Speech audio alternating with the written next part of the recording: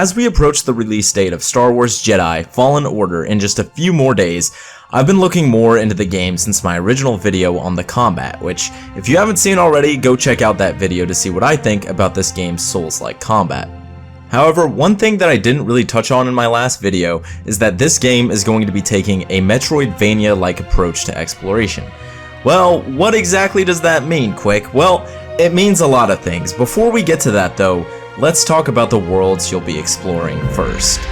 In Star Wars Jedi Fallen Order, you'll be able to travel to several different worlds, being given a choice between Zepho and Dathomir at the start of the game. Zepho being an easier route to take, and Dathomir being the hard path, with your allies even warning you that you shouldn't go to Dathomir right off the bat. I love this idea, as players can choose the order in which they want to explore the planets. Players can also choose how they want to play, so if you want a challenge, then go for Dathomir first. If you want an easier experience, go with Zepho. It's literally a difficulty select screen that's masked in a brilliant way that also gives the player a sense of choice at the same time. So it seems like a lot of the worlds will be mixing in new areas and new characters with pre-established worlds in the Star Wars canon. This gives Respawn a lot of freedom to experiment with new ideas while also pleasing the fans at the same time, as fans don't want to play a non-canon Star Wars game, let's be real. It just makes it that much more appealing to have a Star Wars canon game that actually looks fun to play. Like, it's hype. Also, while traveling between planets, there will be no loading screens. You can walk around the ship and engage in different activities while performing space travel. What activities specifically the player would be partaking in is something Respawn is keeping tight-lipped about. I imagine you'll be able to interact with your crew, customize your gear, and other cool things like that while you wait, which is a pretty small detail that's a huge deal to me because it just adds to the immersion of being a Jedi traveling to different planets. I love games that do this, like God of War is a good example of just making load screens cool. And as much as the game seems to be a walking hallway from point A to point B from the footage shown so far, that doesn't really seem to be the case. Like I said before, this game takes a metroidvania-like approach to exploration in each respective planet. I'm sure you've heard the term before. Games like Hollow Knight and Super Metroid should come to mind when you hear the term. Exploration is a puzzle to solve in and of itself, and unlocking new abilities will take you to new areas which you weren't able to access beforehand without your newfound techniques. So when I say Star Wars Jedi Fallen Order will be a Metroidvania-like experience in its exploration, you should go With the ability to explore planets as you want, like I mentioned earlier, the developers can block certain paths so that you don't get too overly powerful early on as well.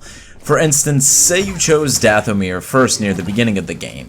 What if you obtained some overpowered weapon that made the rest of the game significantly easier? The balance would be thrown off, the force would be out of whack.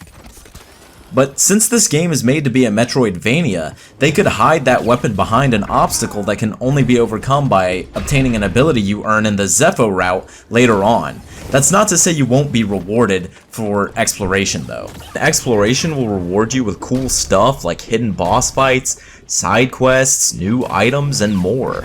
I'm sure you'll also need to travel between planets, maybe even going back and forth between them to gain new abilities to access new areas on a planet that you once thought you had fully explored.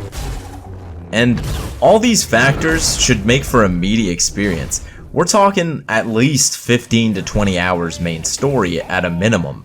If you want to explore each world to its fullest, I'd imagine that length would probably be doubled. I think length is definitely something to be worried about, though, as Titanfall 2's campaign, another game of Respawn's, was pretty short, but it was a spectacular single-player experience at the same time. So, who knows? We'll just have to wait and see until the game comes out to know for sure. Well, let's get to the question everyone's worrying about. Is EA going to ruin this game? Thankfully, I don't think EA will be able to ruin this game for us. They've already marketed that Jedi Fallen Order will have no microtransactions, no loot boxes, and no chance for them to add these scummy business practices into the game later. The fact that they're marketing this like we should heap praise upon them for not putting microtransactions in the game is asinine, as EA isn't changed for the better just because they're doing this for one game. Besides, they would ruin what is going to become a cash cow for them, as long as they leave Respawn to develop the game as they please, and thankfully for once, EA seems to realize that. Could they go back on their word and add all these crappy business practices in later? Maybe, but odds are, after all that Star Wars Battlefront 2 controversy, they won't. EA has learned the hard way that gamers aren't willing to tolerate their obnoxious business practices, and players' distaste with EA for ruining Battlefront 2 is still rampant. We haven't forgotten, and sure, it's probably only a matter of time before they start acting up again, but at least we'll finally get a single-player Star Wars experience that seems polished. It's what the fans have wanted for some time now, and although it's taken a lot longer than it should have for this to happen, it's better late than never. Will you guys be picking up Star Wars Jedi Fallen Order when it releases November 15th? Let me know in the comments below if you will be, and also let me know if you guys want to see a stream of this potentially on release day. And as always guys, you know it's time for that signature quote: subscribe or you're gonna join the dark side of the Force.